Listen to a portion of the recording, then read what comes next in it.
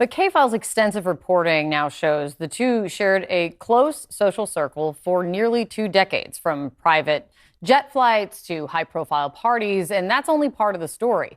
Photos, flight logs, and court records help reveal how long their personal history really was. This is in 1993, for instance. This is the same year that we found as well that Jeffrey Epstein attended Donald Trump's wedding to Marla Maples. Trump flew on that plane 4 times with Epstein and Ghislaine Maxwell between Palm Beach, where Mar-a-Lago is, and where Epstein also owns a home.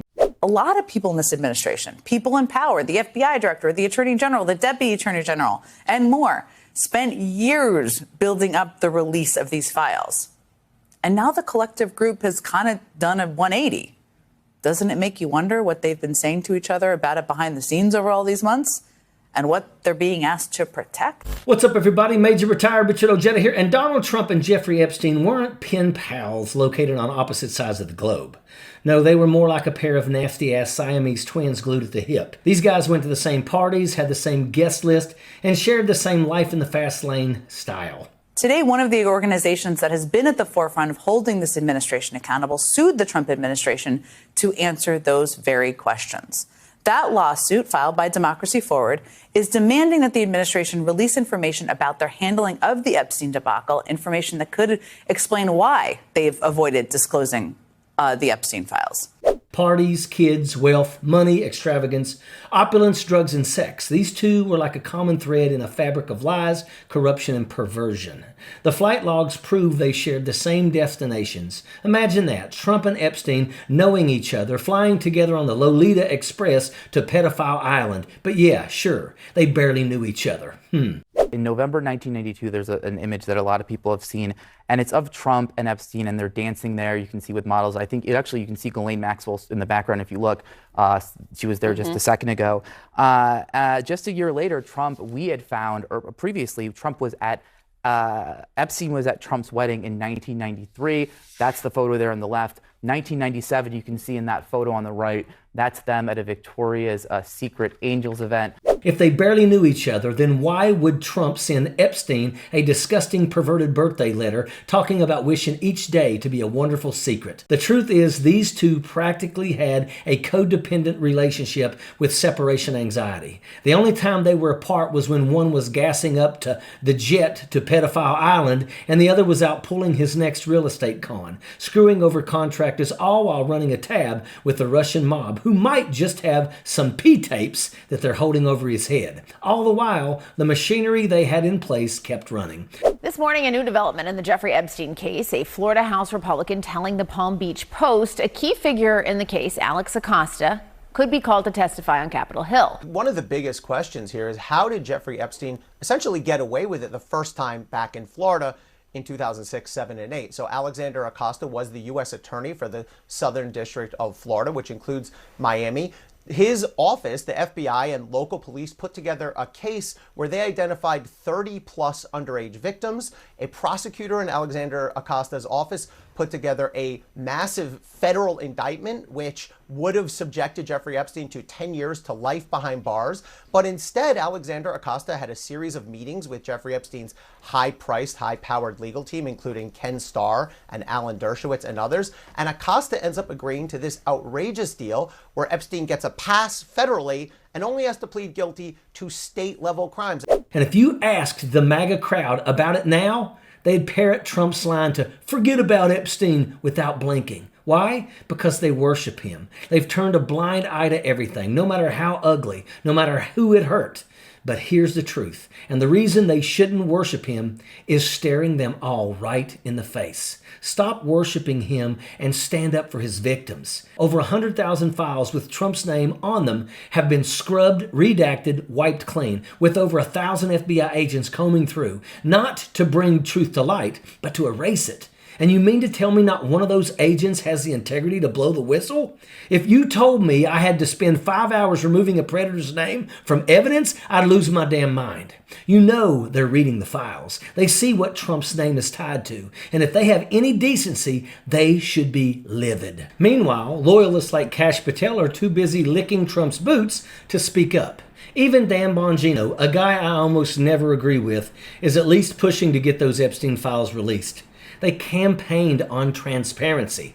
They promised the public answers, and now suddenly the files exist, but Trump's name has magically disappeared? Are we supposed to believe none of them show him engaged in humans trafficking or sexual abuse? Give me a break. And yet it's Trump's people running the investigation. So what the hell do you expect? This wasn't some casual, I met him once acquaintance. No, this was an 18-year run of private jet parties, photo ops, and buddy-buddy travel with Jeffrey Epstein and Ghislaine Maxwell. Now, here's where it gets uglier.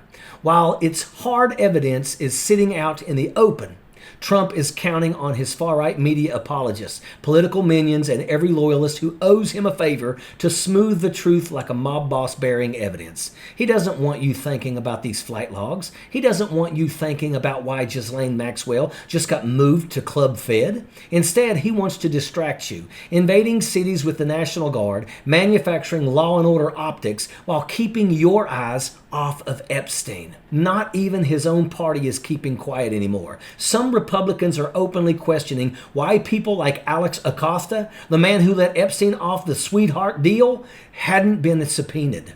Trump's asking his GOP allies for total silence, total complicity, and complete backroom dealings to keep the Epstein files buried. For years, the same people at the top, the Attorney General, the FBI Director, the DOJ brass, they were hyping up releasing the files. Now they've done a complete 180. That's not just suspicious, it screams cover-up. Psaki pointed it out. Top DOJ and FBI officials avoid even the appearance of coordinating with the White House on law enforcement matters. So if there's nothing shady here, why is anyone even asking for Levitt's correspondence? She's a key player, that's why. And this is where it starts feeling like Watergate. The survivors are still waiting for answers. The public is still being told to be patient. And all the while, the very people who promise transparency are the ones jamming the lock on the door. Yeah. So here's the question that keeps coming up. What's in those FBI files that's so damning, so embarrassing, that they're treating it like they're guarding nuclear codes? If there's nothing in there about Trump, then release it and prove it. If there is, then stop protecting him and prosecute every single person that is involved. Every single day that they hide those files, they're telling us exactly what we need to know. There's something in there worth hiding, and no amount of distraction or spin is going to make that go away.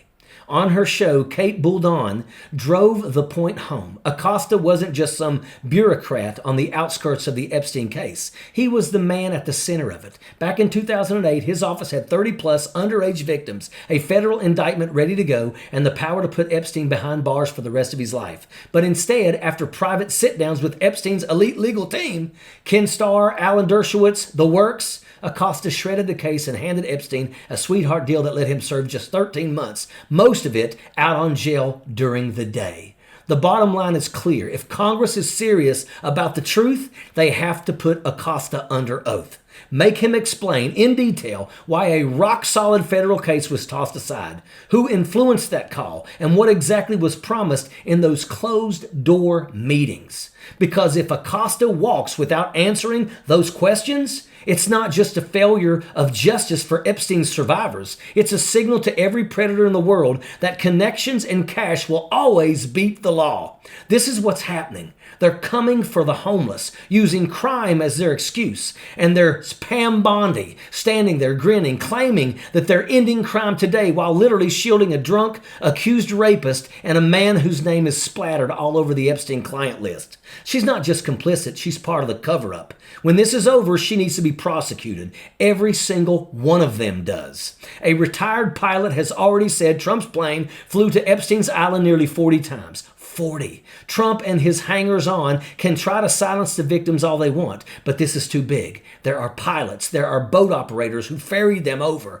the staff who worked on the island. You can't gag them all. This isn't going to go away. The truth is going to come out, because no matter how many boots they lick, how many files they scrub, or how many distractions they throw at the public, they can't erase the victims, and they can't erase the crimes, and that is an absolute fact. Sappers clear the way, airborne all the way.